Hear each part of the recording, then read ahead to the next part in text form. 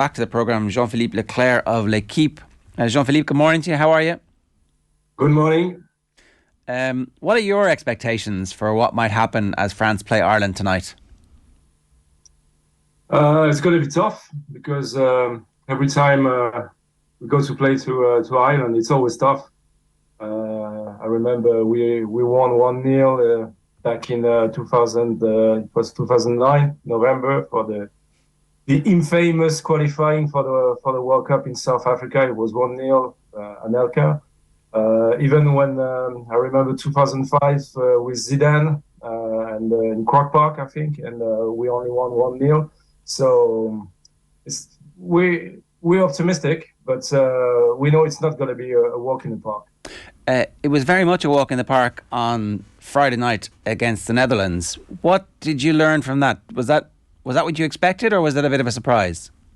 Not at all, because it's the first time since the 50s that the French national team, that the Les Bleus were leading 3-0 after 20 minutes, and it was not against Luxembourg or Malta. No disrespect to those teams, but it was against Holland. So nobody really expected that, and it was a big surprise. It was just to the fact that apparently the Dutch team, they had food poisoning the night before, and some major players were not on the pitch. But the French were quite impressive, and the way that we attack right from the beginning, and the pressure that we were able to put on the Dutch defense. Yeah, that was a really good game. One of the best I've seen from France since a long time. Even during the World Cup, I don't remember we played at level. Maybe the last 20 minutes in the final, or some periods of times against England, but it was a very good game on Friday.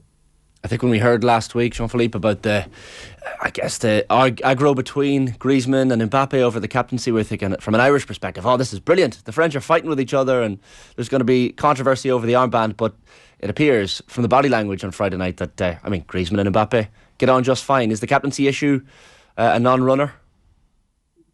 Yeah, as long as we're winning, there's no issue. But if we don't win tonight, and if we lose, it's going to be an issue again. So, it's always the same old thing with football. But it's true that there was a bit of controversy last week because Griezmann, being a senior player, he was expecting to get the captaincy. But Mbappe, yes, and I think Mbappe has been very clever on that, because he knew that his relation with Griezmann all over the years have been, ups and downs, Russian mountains, we can say like this. And so Griezmann was very diplomatic. And Griezmann is player. Of course, he's got a huge ego, like all the star players. But he's also very clever, and he knows that he needs a good Griezmann for him, for the team. So he did a lot of gestures toward Griezmann. They had a talk together before the game, and the first goal is brilliant, because it's Mbappe giving the ball to Griezmann, and there was some speculation even in France that if he hadn't been captain, maybe Mbappe would have kept the ball and tried to score himself. But it was a perfect beginning for his captaincy, and we hope he's going to be like this for tonight and for the rest of the qualifying. Kolo Muani obviously got the opportunity to start the game. Was it his dummy that allowed Mbappe to run through and score? I'm not sure if it was. If it wasn't, it was a beautiful piece of skill. But he obviously fits the system really, really well, and there's no hangover for him personally from the World Cup final either. No, because Griezmann. The problem was last year. It was more with his club, with Atletico Madrid, and it was with the French national team. He had some ups and downs with France, but once the situation was fixed with Atletico, it was a totally different player, and now he's one of the senior players in France, with the French national team, with Les Bleus. And there's a lot of respect for him for what he has done in the past. And I think every time he comes to play for France, you can see a great smile on his face. And So, and his position on the pitch is very different from what it was when he started to play for France, where he was really up front. Now he's in the key of the game. All the games is going through him. It's like a kind of a box-to-box players with a lot of running, with brilliant tackling, which is very, very much Atletico-like. So it's really at the heart of the game. So there was a bit of a problem for his ego that is not the captain, but I think he has fully recovered from that. What's the perception, Jean-Philippe, of this Irish team in France? I guess Evan Ferguson being the guy that everyone seems to be talking about. I know Mbappe and Deschamps were referencing Evan Ferguson as well in their pre-match press conferences. But what's the opinion of this Irish team over there? Yeah, I mean, we did in L'Equipe today. We did an article about Ferguson because he's the brand new star of Ireland. But honestly, there's always a lot of respect for this team, and I don't think you can find anybody in France this morning who's going to tell you, it's only Ireland. We're gonna beat them easy, 3-4-0 tonight, no problem. Well, we don't expect it to be as tough as it was for rugby players a month ago, but it's never easy to win in Dublin. We know that for sure. So it will be a surprise if we win tonight by 2 or 3 goals. We expect a tough game. We know the Irish fans. They are among the best in the world, and so we know there's going to be a lot of pressure on our bleu tonight. So of course, when you look at the clubs that your players are playing for, a lot of them are playing for Division 2 championship in England. It's not like the clubs that the French are playing for. But, once on the pitch, it's a different story. It's not only a question of where you are playing during the week. It's only a question of the country you belong to, of the spirit, and we know, I can't remember an easy game against Ireland, even during Euro home. In Lyon, we only beat you 2-1, and you open the score. So it's always tough. The decision that Deschamps made to come back and continue as the French manager, is it your assumption that will be for 4 years through to the World Cup in the United States, or do you think it's tournament by tournament? I think it's going to be tournament by tournament because there was no controversy in France about the fact that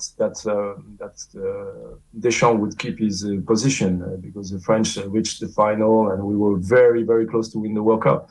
But a lot of people thought, including myself and L'Equipe, that it would have been more reasonable for him to sign for 2 more years, not 4 more years.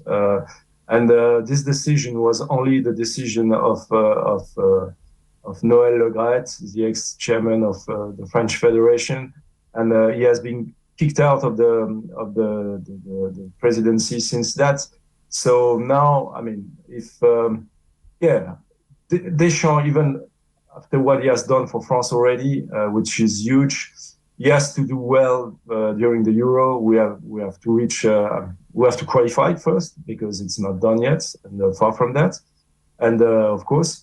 And second, if we reach the final tournament, we have to.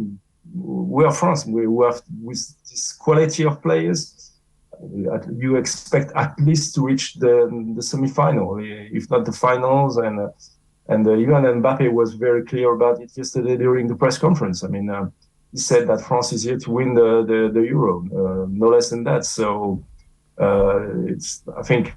Deschamps has signed for 4 more years, but for me, it looks like more like 2 more years. And in the past, Deschamps is not the kind of guy who's going to say, I've signed my contract for 4 more years, and you have to stay for more years. If he doesn't do well during this Euro, I think he will be clever enough to say, okay, I'm done, and let's move to something else. So, it's 2 more years, not 4 more years for me. The strength and depth, Jean-Philippe, is something that's quite incredible in this French team as well. When you look at the likes of Olivier Giroud, for example, not getting into the starting team. This might sound like a ridiculous question to ask of a team that's just got to a World Cup final and just beat the Netherlands 4-0, but are there any weaknesses in this French team? Like when the decision is made by Deschamps game to game to pick the 11, are there any areas of the pitch where there tends to be a little bit of contention as to who is picked? Yeah, I can tell you that if you keep it for yourself, if you don't tell the... I won't tell Stephen Candy, don't worry. Yeah, of course. I mean, of course, we even during the World Cup, not all games were perfect. Far from that. I think in defense, we have so many fantastic central defenders, but on the wings, it's not the same story. And we have a lot of problem on the right and on the left in defense. With the players that we are playing are usually central defenders that we have to play on the wings because we don't have natural talents. We have Theo Hernandez, but apart from him, I mean, the solution on the right, especially, are not. We have only very few. Lucas Digne is still a solution. One of the few natural right-left wing that we have. So it's not. It says a lot, I think. But in France, there's still a doubt for tonight about Coman because he was not very impressive on Friday nights. So we think that maybe Giroud is going to play number 9 and that Kolo Muani is going to move to the right. That's a possibility because Coman has been quite not very. I mean, he hasn't scored for his last 20 games with France, which is a lot in the dominant team. So there's still this doubt for tonight. Okay, so that's one potential change. No sign of Camavinga being a starter yet, despite the fact he's playing brilliantly in the Champions League. Who? Camavinga. Oh, Camavinga, yeah. Camavinga is that's the difference between Real Madrid and France because Camavinga is playing in midfield with Real Madrid when Tchouaméni is on the bench. And it looks like Deschamps trusts more Tchouaméni in the midfield. And he said at the beginning of last week, his first press conference, I think he said that he was more considering Camavinga as a defender, which is a bit strange because even when he was playing for Rennes, he was more a midfielder and a midfield player. So yeah. But we have this. I mean, Tchouaméni was kind of good on Friday night, so I'm nearly 100% sure he's going to play tonight. Okay. But yes, we still have Camavinga as a potential joker in the midfield. One last question for me. Zinedine Zidane currently, it always feels like he's a presence in French football, almost irrespective of what he's doing, and at the moment, he's not doing very much. What do you see in the near to medium term future for Zidane?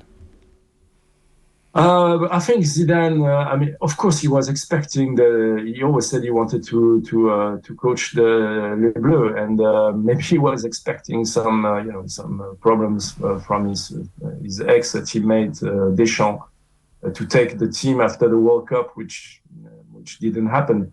So he was pretty. I mean, we have one reporter who knows him very well, and he's not in a hurry to take a team. So he's not going to rush to the next team without a coach. He's going to take his time. There's a possibility he's going to take a team for a club for this summer, for next season. We don't know where exactly. There's always a possibility we'll come back another time to Real Madrid. If Ancelotti is leaving, that's the most obvious solution, I think. There's always this dream from the Paris Saint-Germain owners to have Zidane in Paris Saint-Germain, but I think it's never gonna happen as long as Nasser El Khelaifi will be the president of Paris Saint-Germain. So yeah, and I don't think he wants to coach in England because he always said he needs to speak the language, and he doesn't speak a very good English. So, and also Juventus, what's going to happen with Juventus? It's one of the clubs you would like to coach, but their future is really uncertain. So, yeah, but he's not in such a hurry to take a team. He's Zinedine Zidane, you know. He's not he's not like the others. He's special. He is not like the others. That is true. Jean-Philippe Leclaire, always great to speak to you. Merci beaucoup. Merci à vous.